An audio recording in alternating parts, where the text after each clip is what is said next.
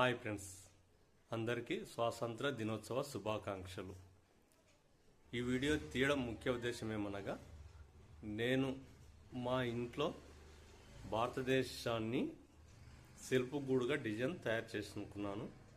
కాకపోతే స్వాతంత్ర సమరయోధుల ఫోటోలు, జాతిపిత కానీ, అంబేద్కర్ కానీ, మన దేశం కోసం పోరాడిన సమరయోధుల ఫోటోలు పెట్టడానికి కూడా డిజైన్ చేసిన. అందులో ఫోటోలు తేలకపోయినందుకు క్షమించండి. వచ్చే సంవత్సరం ఖచ్చితంగా ఫోటోలు పెట్టి మన భారతదేశానికి 3 రంగులు మంచిగా చేసుకొని మధ్యలో త్రివర్ణ పతాకాన్ని వేసి ఒక జెండా పెట్టి మంచిగా డిజైన్ చేసి పెడతాను. ఒకసారి ఆ ఫోటోలు పెట్టనందుకు క్షమించాలి. మరొకసారి అందరికీ స్వాతంత్ర దినోత్సవ శుభాకాంక్షలు.